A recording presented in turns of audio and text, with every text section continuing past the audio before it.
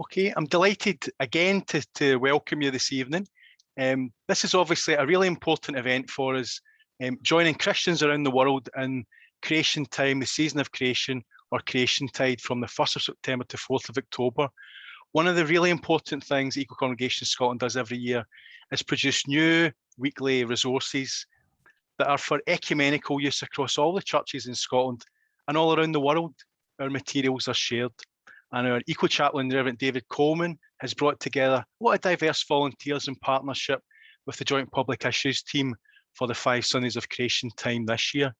The Joint Public Issues team brings together the United Reformed Church, the Methodist Church and the Baptist Union of Great Britain, which links Baptist churches out with Scotland to help those churches work together for peace and justice. And the Church of Scotland is an associate partner.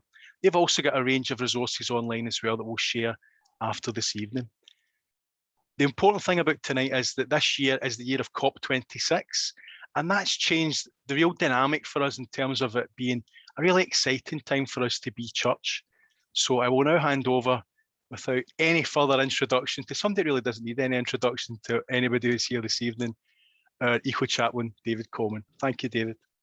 Right, thank you, Stephen. I'm just pressing a few buttons here, and I should look a little bit different. There we go. My goodness, that's gone back a bit further than I wanted. There we go. That must have been the previous slide. Here we are, right at the. Can you see me, friends, with some sheep behind? That should be. Yeah, that's working great. Okay, well, we are really greatly blessed by your company tonight. We pray that you and your churches will be blessed and encouraged too by the season of creation in whatever of many very possible ways you choose to observe it. There's nothing of what we're doing here involving compulsion. We're entering into dialogue. We're also asking you, if you have an idea or you've come up with something, actually to send it in and see if we can share that as well. Pope Francis, when he was talking about the season of creation, said, this is the season for letting our prayer be inspired anew by closeness to nature, to reflect on our lifestyles and for undertaking prophetic actions, directing the planet towards life, not death. And before I go to that next slide, just to say, obviously you can access everything we're doing online or via the internet. There will be links perhaps from time to time in the chat tonight, and I suspect in a follow-up email. If my colleagues give me a little wave just to confirm that. Yes, they're doing that. Yeah, there'll be a follow-up email. Some items are still in preparation. This is a dynamic project this year. So look in and see what's new or ask if you have needs.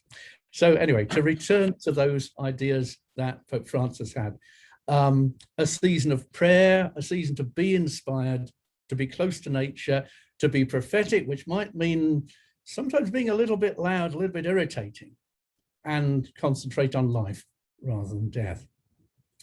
We're going to have a little bit of a whistle-stop tour tonight, which will be followed by a video interlude, which will last about 10 minutes. Then we'll hear, I hope, from some of our contributors, and I can see already there's quite a few of you here. Thank you so much already. Overall tonight, as I say, is the start of a process rather than a rubber stamp delivery of a product. The most obvious beginning from our collection might be Reverend Andy Braunston's collection of opening prayers for services in all the 5 weeks. Andy is enjoying the sunshine in Orkney this week, so he couldn't join us in person, but you might be interested to know he's United Reformed Church minister of a group of churches in South Glasgow and has been running an online weekly audio service which has reached thousands during lockdown. We'll start with one of his prayers from week 3. Oops. So let's pray. Happy are you when you come into God's house. Happy are you when you recycle, make do and mend. Happy are you when you come to praise the Eternal One. Happy are you when you buy fairly traded goods. Happy are you when you sing God's praises. Happy are you when you give to the poor. Happy are you when you pray. Happy are you when you grow your own food and flowers. Happy are you when you come into God's house and praise the Eternal One. Help us, O God, to find happiness in the simple things of life. Help us to find happiness as we do justice, sing your praise, serve your people, and care for your creation. Amen.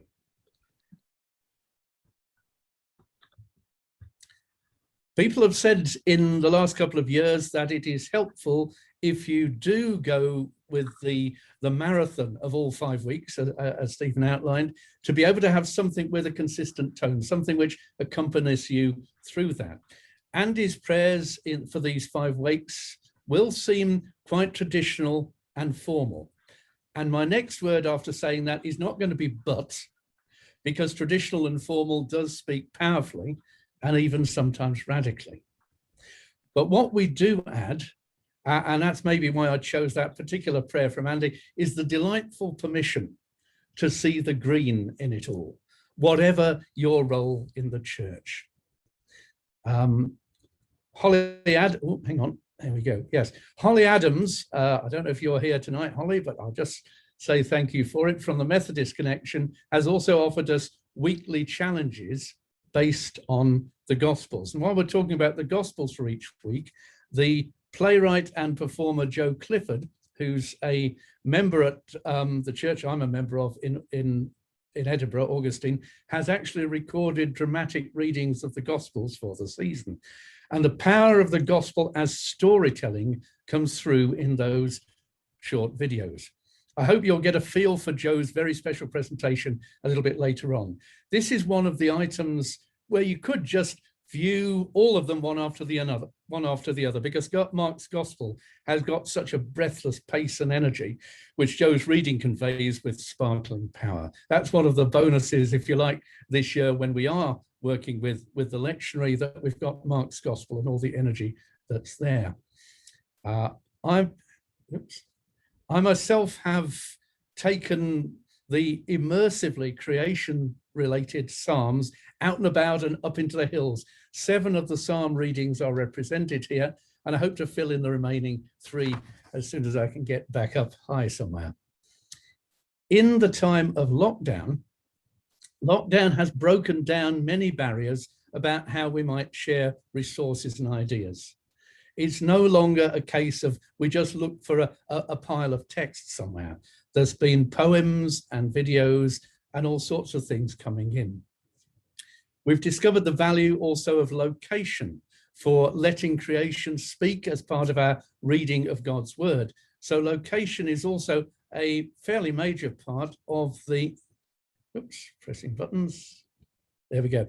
Location is a major part of the reflections which are offered complete as a sermon slot potentially for online worship. So again, so far we've got 4 of the 5.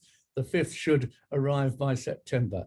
If you are working in that sort of way as a church, these reflections can come in as your sermon during the time of creation time.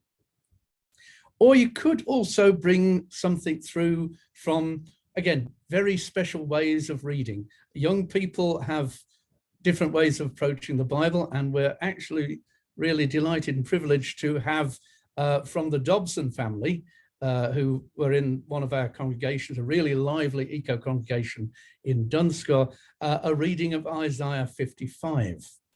Isaiah 35. Need to read that right. And that contains some ideas which are both a bit scary and a bit encouraging, which is exactly the way that they need to be. And I was particularly pleased that they did not tone down what was there in the Bible just because they happened to be young. There we are. That's some of the more scary stuff from the Dobson family. I'd like to mention also James Appleby's guidance on building an outdoor worship space. And it's exciting stuff like this that you may well have thought of, but we hope that because it's here in the material, you actually might feel, again, that further bit of encouragement, that permission, and go out there and do it. That you see, that appears on the page from the Joint Public Issues team there. Just as eco-congregation churches have sometimes gone ahead of their denominations with things like disinvestment and other prayerful actions. Whilst we're getting into this meeting, I'll also mention something we've provided as a way of getting into things, and I'm calling that Green Starters. This is a collection of paragraphs for every single reading in the Revised Common Lectionary. And this too has been a bit of a journey. When I began in this job, it took me a while to break through, I'd say, the barriers in my own mind as to whether a particular reading might have something to contribute to the season, even though it's sort of prescribed and laid down. It's how to get the toe in the water when you feel you might be getting out of your depth. And thank you again to the Dobsons for that image.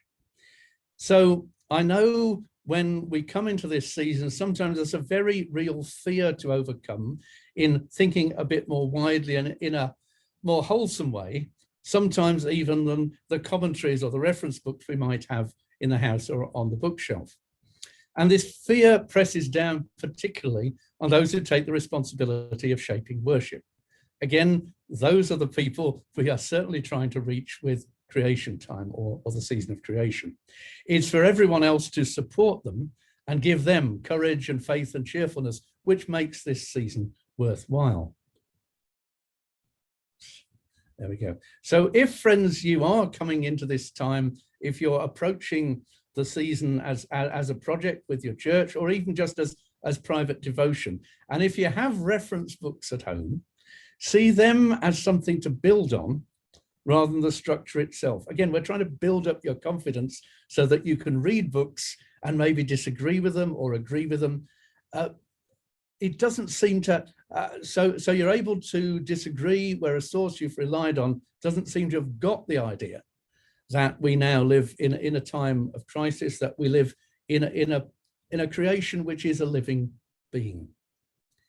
And with that in mind, I'm just going to mention our Eco-Congregation Scotland chair, Richard Murray, that's not his books, there he is, right, has done a piece on Mark 7, which is, I think, a respectful dialogue with reference materials. Again, of very great use if you are in that position of putting something together. But we are alongside you rather than just saying, this is it, you have to use it. And again, we remember that all the books we may have were written by human beings who themselves were thinking and praying and sticking their necks out, taking leaps of faith and imagination. That's how to use Creationtide well as an adventure with friends. You know? Ooh, there we go. Sometimes this means, as preachers always have done, sometimes it means concentrating on one or two verses than absolutely everything we're given. And I hope it's helpful to know that even if your starting point is, what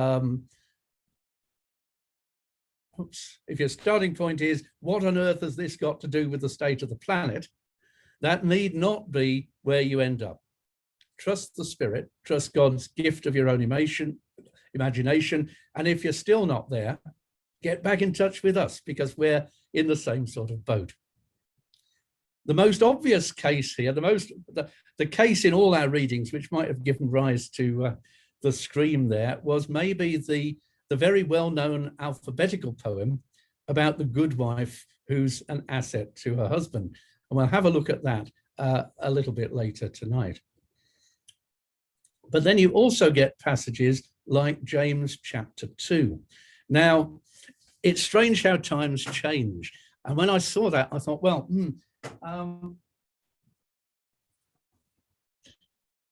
my friend Martin Luther, the great reformer, some of you have seen him before, didn't really like the letter of James at all. As it happens, it's been the most popular of the readings that we're dealing with this year with people who are writing for us. Luther complained that it was all about activism and less about Christ, but I can tell you that in our movement, those two go together. And so, as I say, our readings from James have provoked the widest range of creativity from contributors. And to answer Martin Luther, James makes a vital contribution to putting into practice what we learn from the rest of the Bible. Our material is like that. We don't aspire to do everything, but we hope it'll help you to be the church, not just in the season of creation, but throughout the whole year. So again, what we want to encourage you to do is to dive into the web pages, spot something, pick it up, and essentially run with it.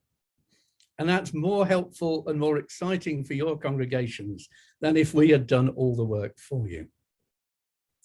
Of course, we have been busy.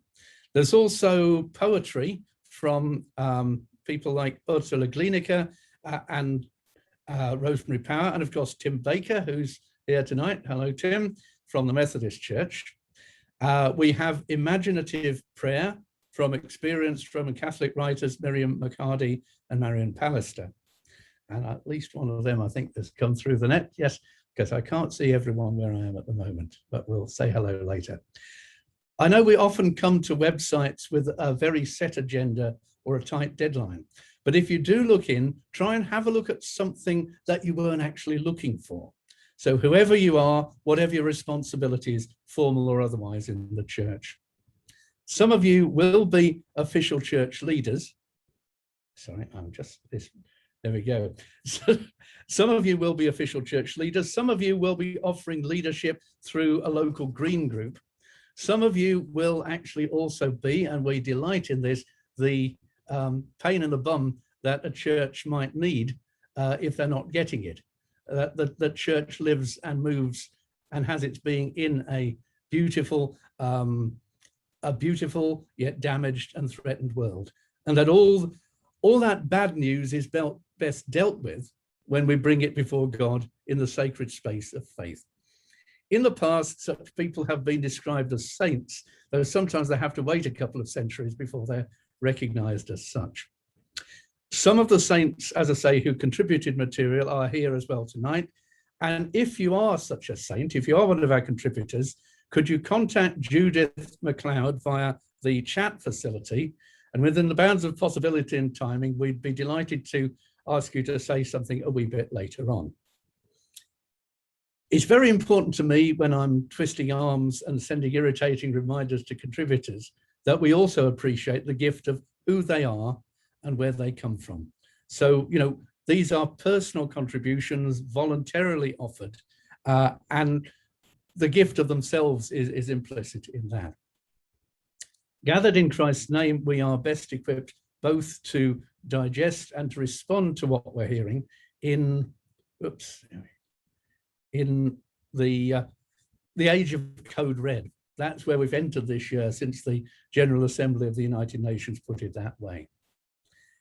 To sum up now, and perhaps include everything else I should have said earlier, Stephen's noted that it is for some years that we've been making a modest contribution to what is a global ecumenical movement of this season of creation.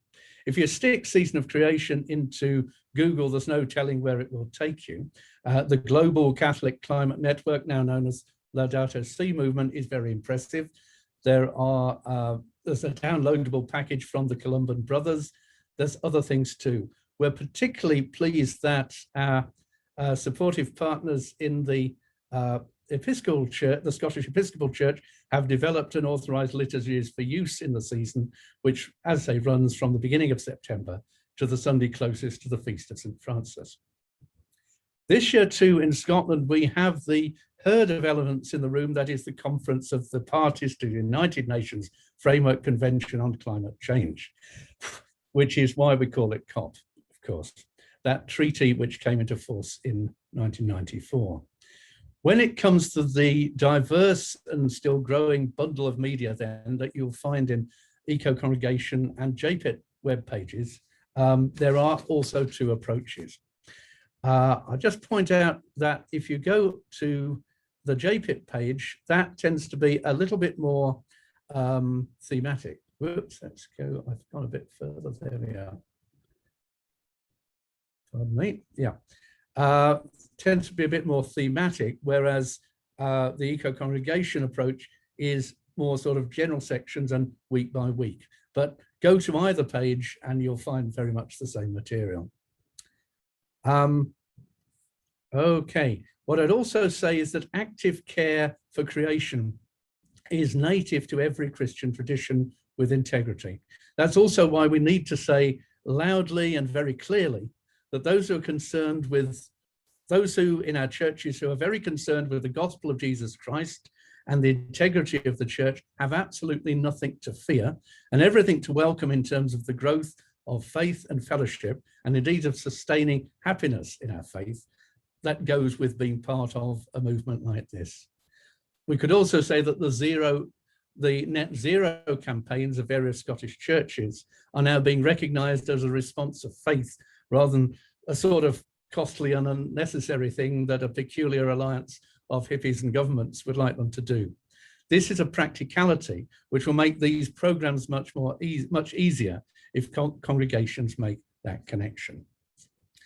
I'm going to pause for a while now and play you a bit of video which both brings together some of the moving pictures that we have, and also, again, some of the text which is spoken with pictures to see. So give me a few moments to twiddle a few more knobs and we'll run with this. Some of you I know were with us a couple of nights ago and have seen this before. You can either enjoy it a second time round or get a cup of tea for 9 minutes. Be with you in a moment.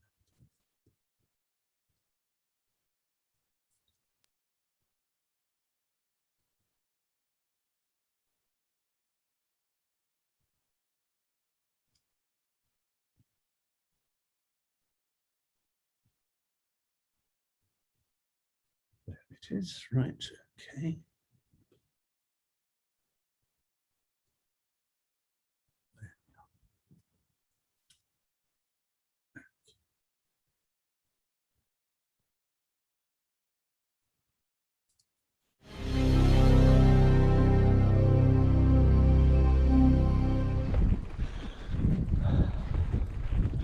What a way to launch out into a season where the quality of our faith is immediately and nakedly on show in the inconsistency, or shall we say unconformity, of our behaviour when we're confronted by inequalities at home in human cultures.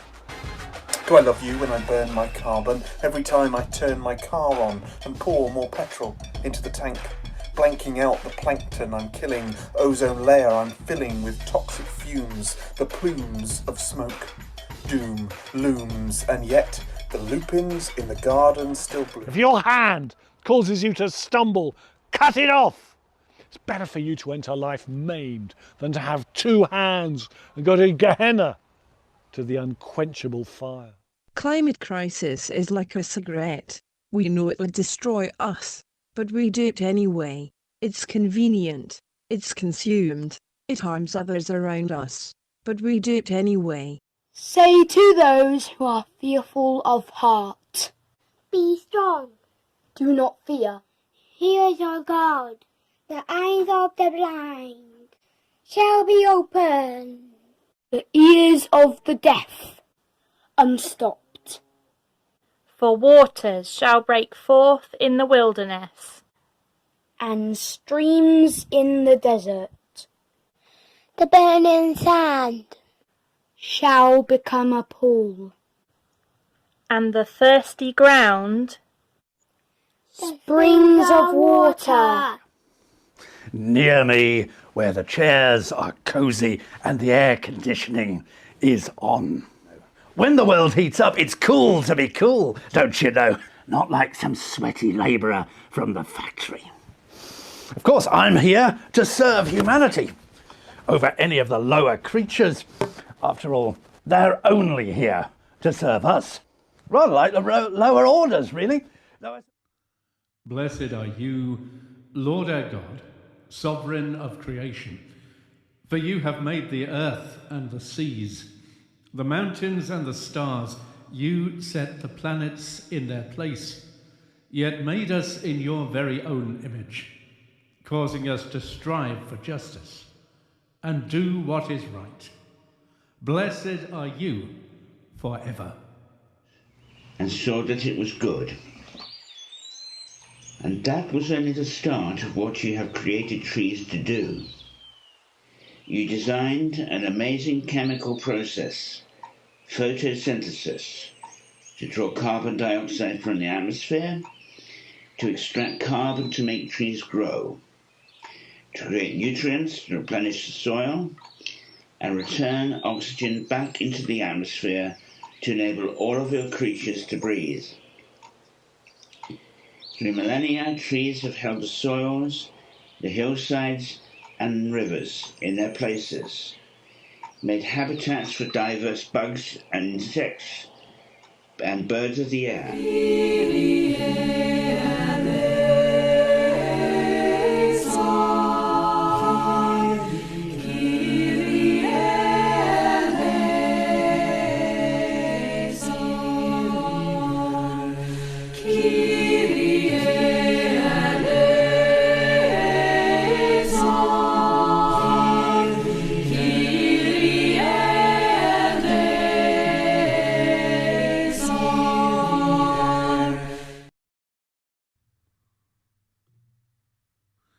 Creator God, you love the world.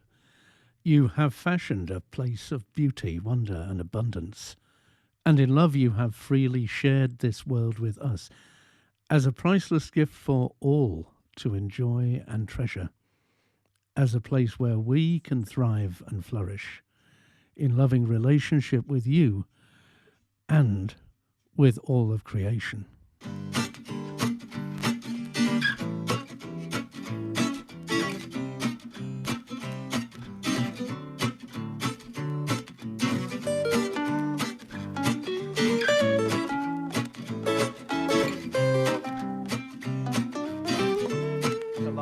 So worship is no place to hide. Holy ground is where you bring the difficult things. And for geologists, ground does not come much holier than where we are today.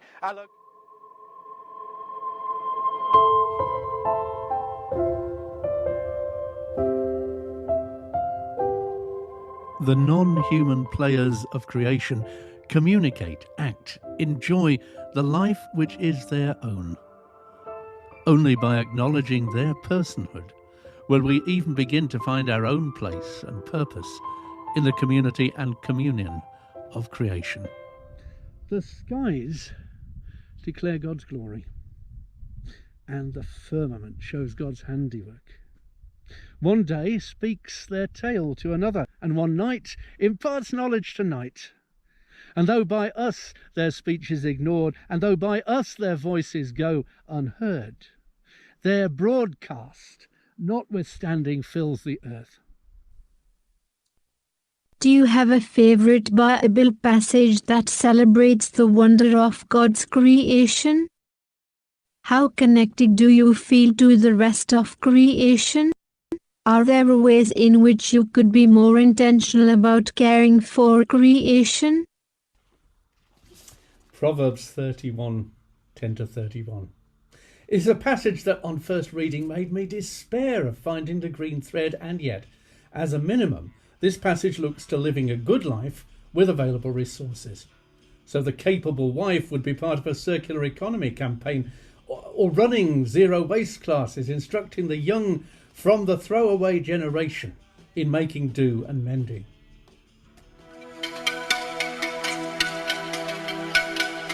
Here's a tree. It's time they grew. We breathe, we feed, we climb, we build. The tree was one with Christ, the cross, the vine, the branches, nations healing. Look at all the trees, says Jesus. Here's a tree. It's time they grew. Here's a bird. It's time they flew. With urgency and song and nesting, eggs and poultry feather bedding, flocks at sunset, insect eating. Look at all the birds, says Jesus. Here's a bird. It's time they flew. Here's a fish. It's time they swam. The ocean's teem, or sadly empty, with warming and acidic surging. Currents fail and glaciers melt, but Jesus spoke to calm the waters. Here's a fish. It's time to swim. Here's a bell. A bell. It's Time time it it rang. rang. It's time we spoke the truth in love. It's time to sound an urgent note, to call injustice to account, to ring in ways to share the world. Here's a bell. Now ring it loud. Here's a church whose time has come to preach good news to every creature. Care for earth and sea and sky. Find our place and purpose, sharing Jesus, shepherding with love. Here's a church whose time has come. Let all be so. Amen. Show me another way to show real love. Not just feel love, but real love. Earthy love. Gritty love for the whole earth. And real grit. Show me how to love, oh God, and not just burn my carbon.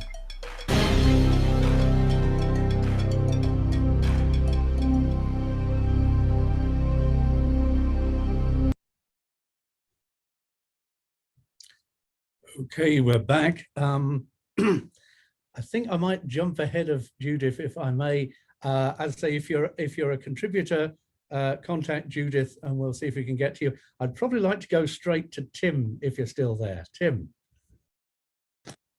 Hello. Yes, I'm still here. Yeah. Good evening. Right. Well, it was. I think you have provided what's probably the first bit of rap in a UK Creationtide project. How did that come about? Can you also tell me a little bit about what you do in the Methodist Church? Yeah, thanks, David. Hi, everyone. I'm Tim so I work for All We Can, which is the Methodist Church's official international development agency. So we've been around for the last 80 years or so, tackling poverty around the world. And as none of you gathered here tonight will be particularly surprised to discover, that has increasingly become about climate justice and the impact that climate change is having on the world's poorest people. So I think that's probably where that piece of work came from, is and maybe some of you will relate to this, is the kind of oxymoron, I suppose, or the contradiction of modern life, that is, we're doing the very best that we can to try and tackle climate justice, and yet I can see just out the corner of my eye my catalytic converter fuel burning car that I desperately need to trade in, but I'm also anxious not to trade in because we don't want to waste materials that are currently functional. And just I think that kind of that was the energy behind the spoken word piece, that kind of came from this sort of tension that I feel all the time, every day, where I feel like I'm campaigning and speaking and preaching about climate justice and telling stories about climate justice. And one of the other things that we've offered, that's certainly on the JPIT site, is 4 videos from All We Can's work, where you can hear in just 2 or 3 minutes from people living in Ethiopia, whose lives are being drastically changed right now by soil degradation and climate unreliability. So I'm talking about that all the time, and yet then still living in this sort of carbon burning bubble. And yeah, want to do something about that at the moment. I've written a poem. Maybe something more meaningful can come from that. Well, that's great. What I'm picking up there, which is of course very, very important, is that our starting point here is not being perfect. Because if any of us waited to get it all right and be completely green and environmentally friendly, we'd never get round to doing anything whatsoever. So, it is saying, yes, I've got a long way to go, but I really need to get going and get moving. So thank you for that contribution, Tim. Thanks, David. I was reminded again, obviously, that we are overlapping, as we overlap with so many things, with Climate Sunday. And I wonder if I could actually pounce on my colleague Stephen to say a little bit about what's happening with that campaign, which has come out of Churches Together in Britain and Ireland. Okay, thank you, David. Climate Sunday's been a very well supported initiative, which initially was going to be one Sunday a year ago before COP26 was postponed. And it then became a campaign which was organised through Churches Together in Britain and Ireland to organise churches in a local setting to focus on three things: to hold a Climate Sunday service, a service focused on climate, to organise locally action, to take action to reduce the harmful carbon emissions, the carbon footprint of the congregation and people in the local community. And part of that would be registering as an eco-congregation, or if you're already an eco-congregation, getting involved in applying for an award and being recognised for that action. And the third part of it was speaking up, which was basically calling on the UK government as the host of COP to show leadership in our country and the devolved governments, including our own Scottish government, to show leadership for the world and to reach agreement with those nations meeting from all around the world when COP26 finally takes place from the 31st of October this year. So there's a huge Nations Climate Sunday service been organised in partnership between Churches Together Britain and Ireland, the Glasgow Churches Together group, which has been fantastic, looking at the activities, encouraging churches to really motivate and encourage their congregations to take action in this year of COP26, not just in Glasgow, but across Scotland, and Glasgow Cathedral hosting a service on the 5th of September. It's going to be starting at 4 o'clock in the Cathedral live and streamed online. And it will also be the opportunity for you in the half hour before then to watch some videos, a bit like David's video there, sharing the work that he has been doing with all the churches and all our wider movement of churches across Scotland focused on environmental activities as eco-congregations. So we'll be sharing a bit more about this in the next week with specific invites. If you want to attend in person, there is a little bit of space. There's still some restrictions continuing in relation to Glasgow Cathedral, but it'll be streamed live online. And of course, please register your services. During Creation Time, you can get a double whammy, as they say. You can hold a Creation Time service and make it a Climate Sunday service, which will be handed as part of the collective commitments, including the net zero commitments that David mentioned earlier, to probably Alok Sharma, the COP26 president, as the collective calls of the church for the UK government to lead for COP, but also the collective commitments of the churches across Scotland and across Britain and Ireland in terms of Climate Sunday being a Churches Together in Britain and Ireland initiative. So we'll keep you posted on that. And it's part of what we hope people will consider in terms of doing a little bit extra this special year of COP26 for Creation Time here in Scotland. So I'll hand over to my colleague Judith now, David, if that's okay. We've got a number of your contributors with us tonight. And between Judith and myself, we'll volunteer you if you haven't got in touch with us through the chat to speak, because we really want to hear that fantastic diversity of contributions that we've got across the partnership with JPIT and our wider movement in Scotland as well. So over to you now, Judith. Well, I think our next contributor we're going to hear from actually is Valerie Cameron. So Val, would you like to tell us about the reading that you've been putting together and the work you've done for this? Oh. Yeah, what I contributed was a resource pack for young children or young people, because it's on the readings in James 2, 1 to 10, 14 to 17. It's actually quite a difficult passage for young people. And so what I was thinking at the time was a lot of very small churches maybe only have quite small Sunday school groups or messy church groups. And also they don't necessarily have great technical resources. So this was really the kind of thing that anybody could do if they had some sheets of paper and some pens and pencils and colouring. And the idea was to start thinking about what climate change and creation actually means to them. And, you know, it could be anything to do with rises in temperature, storms, floods, industry pollution, the sea. It could be anything at all, really. And for them to make posters to start with, and then for that then to go on as a backdrop for a play. So what I did was I took the text and I've put it into a play for, you know, maybe just 4 or 5 young people to actually have a part each. And then if there was a larger group, they could be then the audience. And it was kind of set up as though they were going to a meeting to talk about climate change. So the posters would be the backdrop, and then there was the interaction about the responses of people towards rich people, towards poor people, and how sometimes just because the way somebody looks, we interact with them in a different way.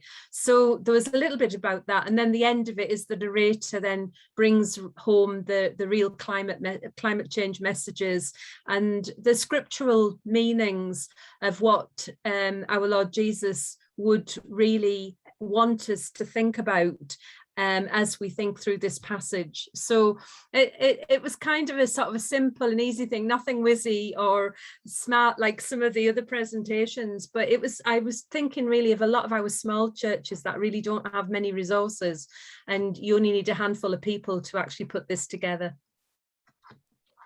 I think that sounds fantastic. I wouldn't call that not whizzy, because it is pretty whizzy. It really is. So don't do it down at all. Right.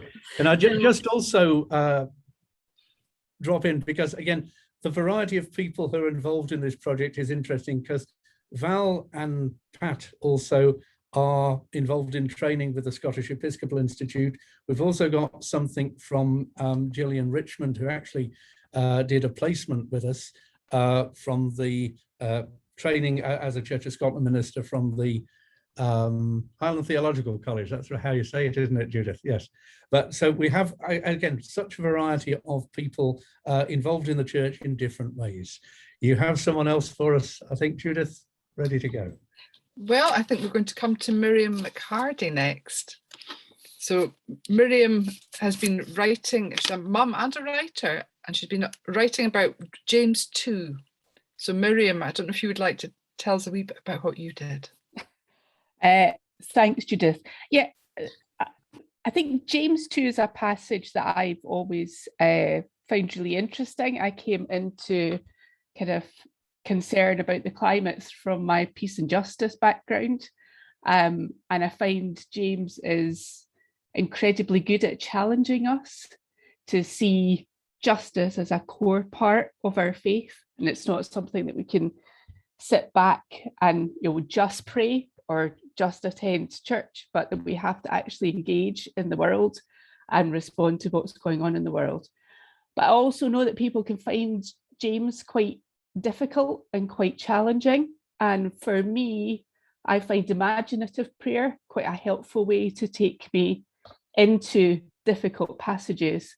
And imaginative prayer is a way of imagining ourselves into the story and allowing ourselves to kind of be part of the story and be part of the action and to hear the message in a different way. Sorry. So that's what I was trying to do with that, to kind of hear, to use our senses as a way to enter into the story.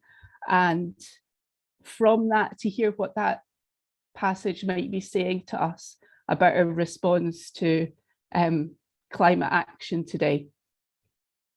And also, I guess it's something that can be done very personally too. So I know a lot of what we do in Creation Time is about doing things as a congregation, but can also be helpful in personal prayer too. So the imaginative prayer is a nice way to kind of pray personally with passages and reflect on our personal actions. Lovely. And Miriam, I think it's probably worth noting that you were very involved with our 2018 Creation Time materials. So it's really good to have you on board with this as well. And I know you're part of an incredibly active community down in Musselburgh. Your church is very active, great eco congregation. So it's good to have you along tonight. Thank you. There's somebody I'd like to bring in now, Judith, and it's somebody who's quite important in our movement and charity. The chair of Eco-Congregation Scotland is now Richard Murray. Now, Richard, earlier this year, was involved in representing not just ourselves, but the global Anglican Communion in the Season of Creation launch during the Week of Christian Unity back in January. And that was for the ecumenical Season of Creation, bringing together a whole range of contributors all around the world. And it was so special for us to be able to share through Richard what he's been doing through the Deeside Climate Action Network, through his work in Eco-Congregation Scotland, and his role as a lay reader in the Scottish Episcopal Church in the northeast of the country. And it was very much what we enjoy talking about, the worship, action and advocacy. That's the whole package of being involved in Eco-Congregation and with other faith groups out with the church in that part of Scotland, but talking to a global audience. It was really inspiring. And he got in a few digs about COP26 being in Scotland and how we needed to get our act together here as well. So I hope you don't mind me volunteering you, Richard. You're effectively our boss, so you could say no if you want at this point, but we'd really like to hear from you and your contribution to Creationtide this year. Yes, I think the important thing that I was involved in with the Deeside, because I don't live in Banchory, I was there representing Eco-Congregation because 4 churches in the town, which were registered Eco-Congregations, had been studying Pope Francis's encyclical Laudato Si, and over a period of 6 weeks. So it's a quite intensive study. And what we were able to do, in addition to studying what the Pope had said, was to share our own stories and to share information. And the more we did that, the more we came to realize just how urgent the need is for change, fundamental change in the way that we live our lives. So we sort of ended up and thought, well, cracky, what do we do now? You know, we've got to do something. And so we decided that we would engage with the civil society in the town. We thought that actually, you know, inviting people into our churches or into our church halls to give them a presentation or to preach at them probably wasn't the best way of going about this. We needed to engage a bigger circle of people. And so we invited them along to the local theatre for an evening. And again, we decided not to do the formal presentation sort of thing, but to do a discussion around 11 tables. But what we asked them to do, as they went round these tables, discussing various aspects of the climate emergency, we asked them to leave a post-it note, just an idea, a comment, a thought, a project maybe, or something like that. And at the end of the evening, we gathered all these post-it notes together, a bit like the crumbs that were gathered in after the feeding of the 5,000. And someone took on the enormous task of bringing all these post-it notes together. And they filled 20 pages, 20 A4 size pages of ideas. And from that, all those ideas, we've narrowed them down to some workable projects. Of course, COVID came in and unfortunately spoiled our plans, but we're recovering from that. And the point I'm really coming to is that we must not feel that we are alone in all of this. We are together, we are a community, and there's amazing things that can be done once we gather as a community. And as I say, we've progressed quite considerably in Banchory, but we've also joined up with other people, a bit like the missionaries that were sent out, you know, engaging with other people. And we've engaged with other communities across Aberdeenshire. And now the North East Scotland Climate Action Network has been set up of different projects that are happening all across Aberdeenshire. And this has come to the attention of Scottish ministers who have now decided, well, I think it'd be a good idea if we have a climate hub based in Aberdeen, and here's some money, you know, go and do something with it. Find out where these projects are in Aberdeenshire, the ones that are looking good, here's some money, give them some money. So from that very small beginning, you know, it's amazing what can be achieved. So that's story behind that little episode in my life. And you're right about community. Community is so important, and there is so much that we can all do when we work with one another. We're going to introduce you to another one of our group this evening, and it's Mike Miniter. He's a climate scientist, and he's been writing a piece for this Creationtide materials as well. So Mike, over to you. Hello. In a workshop, we were being asked, what's the most important thing we can do to respond to the climate emergency? And so that's a question that sort of hovered in the air for a while, and people came up with all sorts of practical ideas. But ultimately, I thought, what I need to do most is grow in love for the earth. And excuse me, and to do so, knowing that I'm part of the earth, so that all of this practical stuff was so important, but seemed rooted in that awareness that we, thank you, David. And so I also remembered, this is something which I didn't write about there, but when I discovered prayer as a power in my life, the first thing that happened walking down the road was seeing a particular flower and just being transfixed by it. So in my piece, I wanted to invite people to go and discover a flower and fall in love with it, and then see that in the context of this 14 billion years of grace that has brought us to today.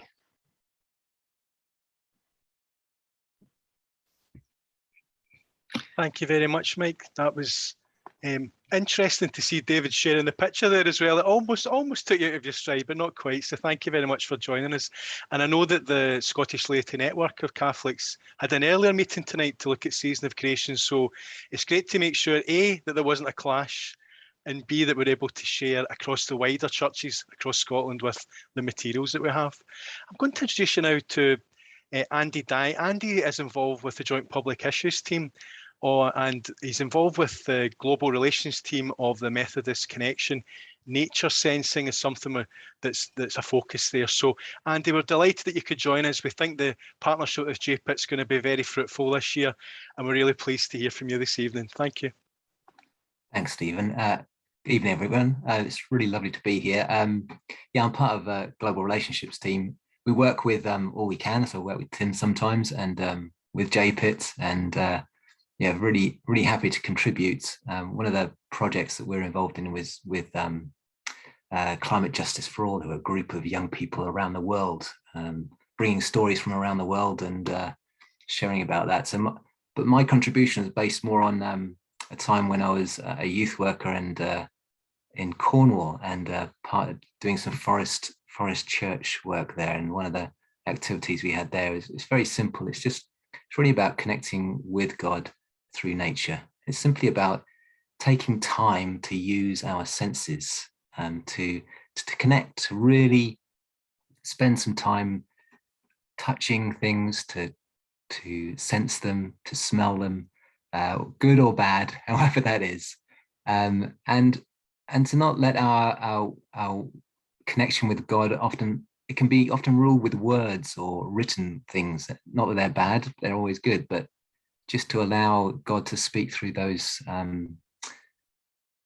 less I can't put into words exactly that, the things that we can't put into words, and to allow God to speak to us through that. And it's just a very simple activity. It can either be done outdoors, and I'd recommend people going outdoors and having the opportunity to sense God in the space outdoors, but it can also bring things indoors and do them there. It's meant to be accessible and simple.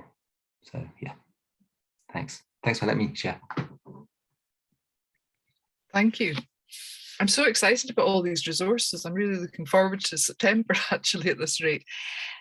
Our next contributor is one of our great supporters from Castlemilk Parish Church, and it's Barry Watson. So Barry, I'm going to invite you to, I'm sorry, I don't think you've got video tonight, but we'll be able to hear you speaking anyway, Barry. I've unmuted.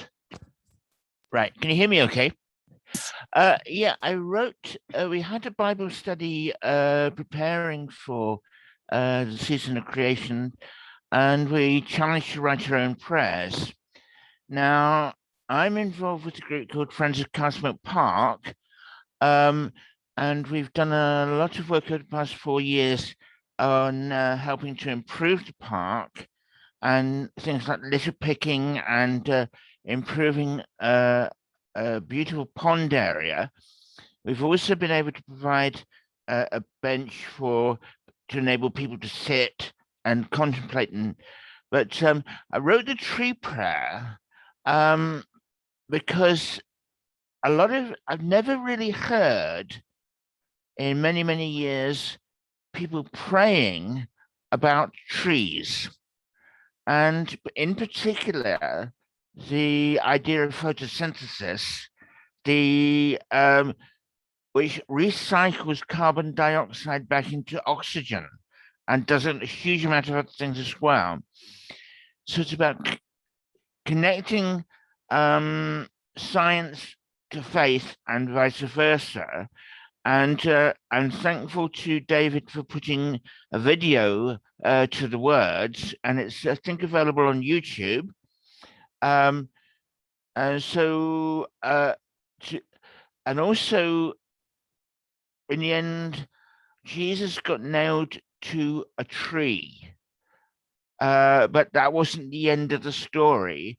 And at the end of the Bible, there is the river of life and the tree of life. So it's trying to bring all these things together in a prayer.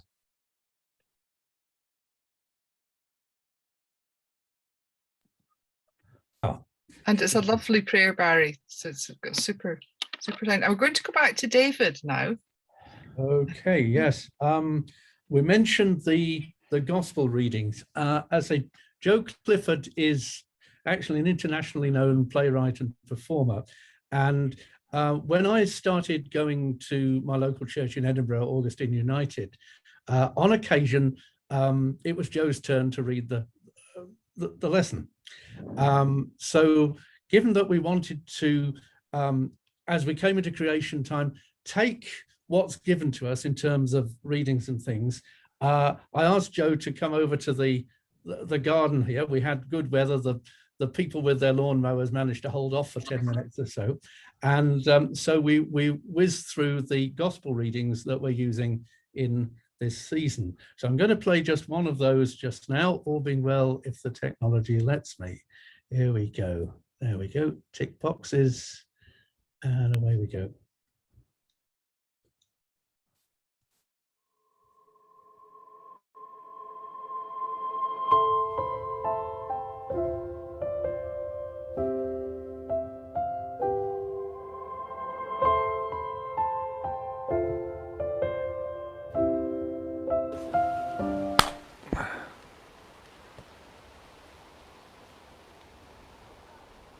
Jesus went on with his disciples to the villages of Caesarea Philippi.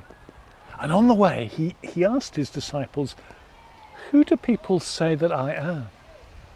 And they answered him, John the Baptist, and others, Elijah, and still others, one of the prophets.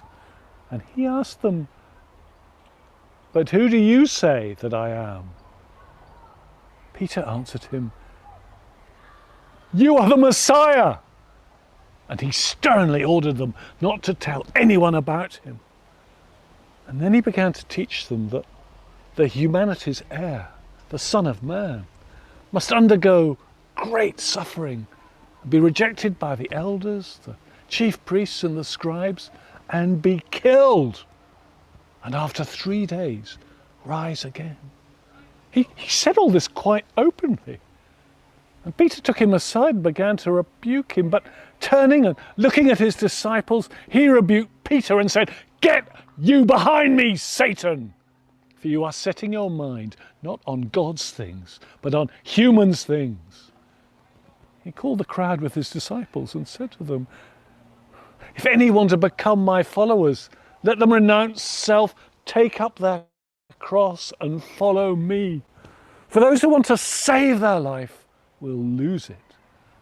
And those who lose my life and for the sake of the gospel will save it. For what good will it do them to gain the whole world and forfeit their life? Indeed, what can they give in return for their life? Those who are ashamed of me, this adulterous and sinful generation, of them humanity's heir, the Son of Man, will also be ashamed when he comes into the glory of his Father with the holy angels."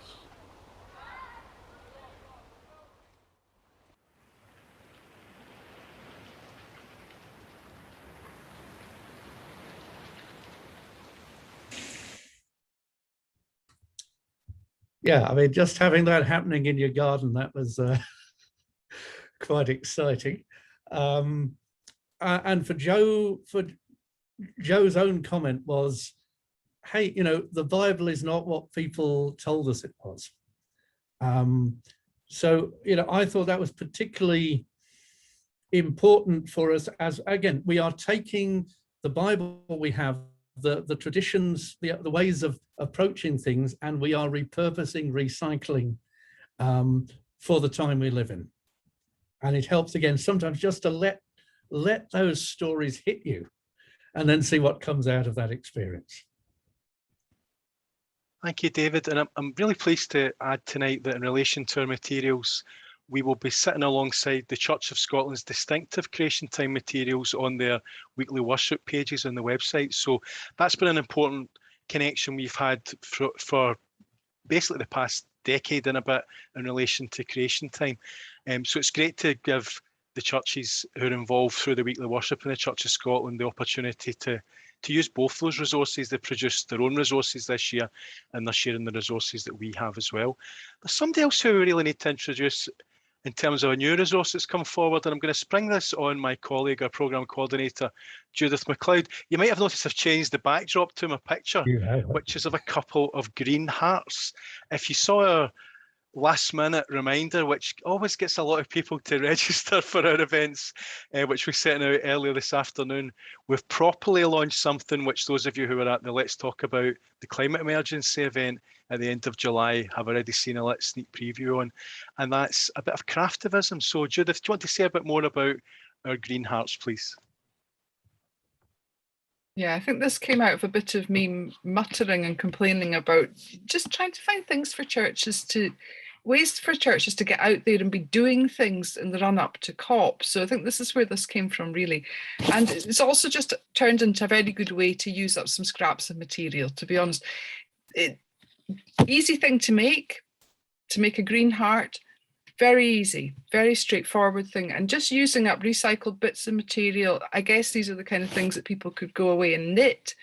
So the idea is you either knit, sew, paint on a stone, or whatever kind of craft you particularly enjoy doing, but make a heart, because that green heart is the heart of our worship. It's the heart of everything that we're doing as Christians, and let's share that with the community around us, especially as we come up to COP. A bit of craftivism though, so a little bit of activism here. These are things that you can give to people around you, or you might take them to your MSPs, your MPs, post them to them.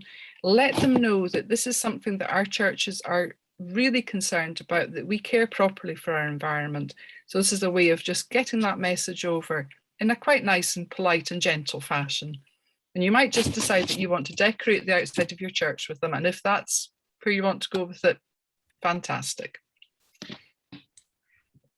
That's great. Yes, I thought I'd better get hold of one as well in my background. As we're coming up to COP, there's various ways to, again, be noticed. When I've been visiting churches, I've usually been leaving behind a bell a bit like this, which is, you'll notice, not a very nice bell, it's a clanky bell. And it's just remembering how the Celtic saints, when they were moving around Scotland in the early days, they used to ring a bell like this, not just to draw people into worship, but to call injustice to account and indeed to drive away evil spirits. So clanky bells, and in the video you saw something of what we've done with them. Clanky bells are another way to make a bit of a noise in a purely prayerful way, of course, as we approach Koth. So if you either have a bell or you'd like one, there's things we can do with it. And again, material is available on the site. Who have we got? Right? Okay. Right. Have we got anybody else who's a writer here tonight that we haven't yet heard of? Okay. I don't think we do, David. I think that's everybody that's everybody that's here. That's here. What we could do is begin to wind down a bit. I've got ready to go the prayer that concludes Andy's piece for us. And I mean, if I put that on the screen, Andy, do you think you could read it for us? Yeah. Just yeah. Hold on. Let's just get the right bit. Oops. Hang on. There we are.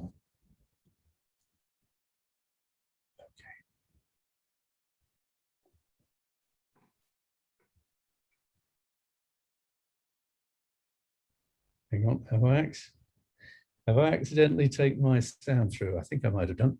Hold on, Andy, you ready? Let's try that again. Ah, yes, I was sharing my sound rather than Andy's. Here we go. Let's try that again.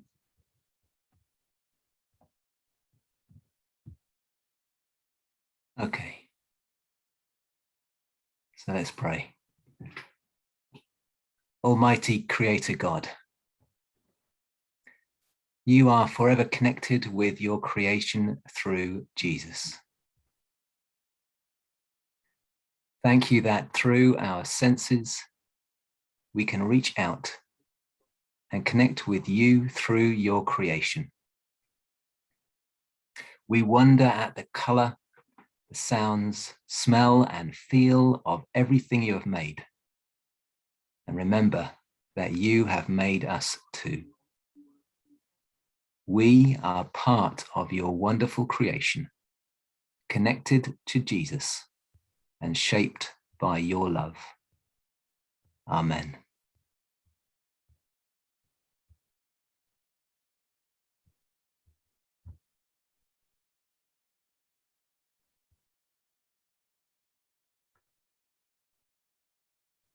Thank you, Andy.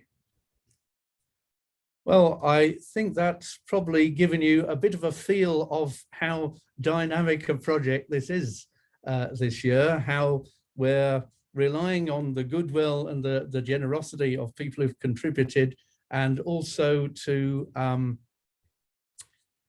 how much we're overlapping and sharing with the church's responses in all sorts of different ways. To what it means to be church at this time in a time of crisis. Any further comments from my colleagues, Stephen and Judith, at this point? Yeah, thank you very much, David, and thanks to everyone for joining us this evening. I'm going to share a little bit more, which is something that we shared on Tuesday at our Creation Calls to Tune 1 meeting, which was a very successful event, just like tonight, in relation to worship materials and care for creation. And that we were lucky to hear from Cathy Galloway, who's jointly edited a new book called Living Faithfully in the Time of Creation through Iona Books. Mike Miniter's reminded me that it's important to share that link tonight. So that's another very useful original resource that's coming out with a little bit more coverage than just Creation Time, but it certainly covers Creation Time. And you can watch the meeting again live on our YouTube and Facebook pages. I'll give you the YouTube link there and we'll share that after tonight. We've obviously got Creation Calls to Tune 2 coming up next Thursday, where we'll be looking more at singing a new song to the Lord with John Bell from the Iona community and Wild Goose Resources. We've also got, Judith, can you remind me, is it Resound Worship and it's Joel? Yep. Joel Payne from Resound Worship. That's right, Joel Payne from Resound Worship will be joining us. And we'll John also Bell. our own Ian McClarty from the Church of Scotland, who's also an Eco-Congregation Scotland trustee. And he's also a conductor and an incredible musician, which some people might not know or you might know very well. So we've got that circulating in our newsletters as well in terms of registration for that if you're interested in coming along next Thursday. Before then, on Saturday, we have a workshop with our friends at Zero Waste Scotland at 4 o'clock on Saturday. A bit of an unusual time, but we've had a lot of interest in it, looking at making things last and trying to cut down on the waste of everything that we buy, use and throw away. So that's another really interesting workshop we're looking forward to with Miriam Adcock, who many of you have been involved in with other Zero Waste Scotland workshops over the past year and a half online, which we'll be continuing to do even as restrictions open up and we're doing in-person meetings, which we're looking to be invited to across our wider congregations represented here tonight. We'll still be doing a lot of online events to make sure that all of Scotland can take part in our activities. So thank you very much to everybody for being here tonight. If you could show appreciation, particularly for David and all our contributors, please. Thank you. Okay, thanks. I think we would be able to, in a couple of minutes, sort of play out with the full version of Tim Baker's spoken word piece, you called it, didn't you, Tim? Yes. So I've got that ready to go in a minute. Brilliant. Yeah, so follow the links, wade around, see what you need. And, you know, if you've got any comments about how to do things or you come up with anything else, get in touch with us. You know, we want to have fun with this season. And as I always say, you know, whatever you're doing as environmental commitment, make sure you enjoy it, because then you'll carry on doing it. So that's, I think, a good night from me and good night from them. Thank you so much for coming, and I'll press a few buttons and we'll get the full version of Tim's piece.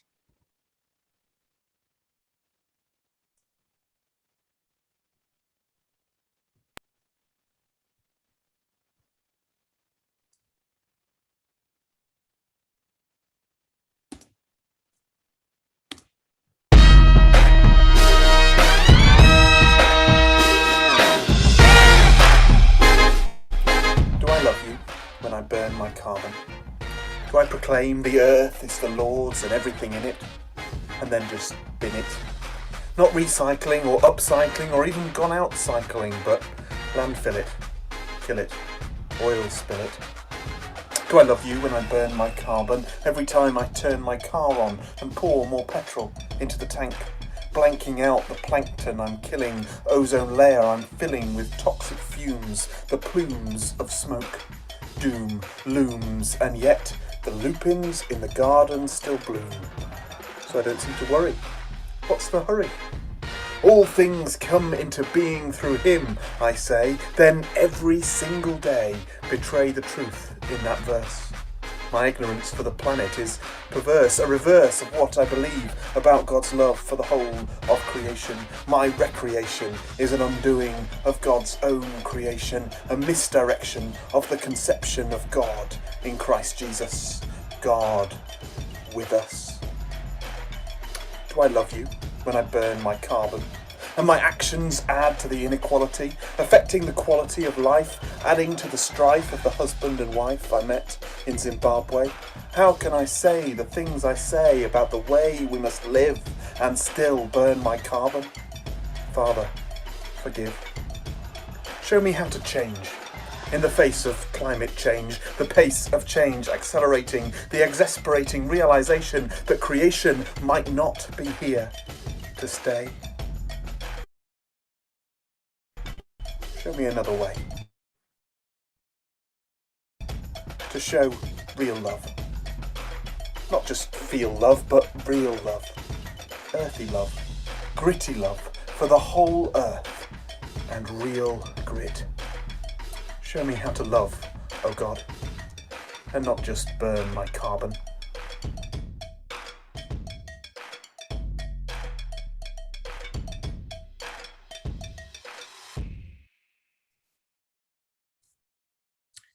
Thank you, Tim. Thank you, everyone.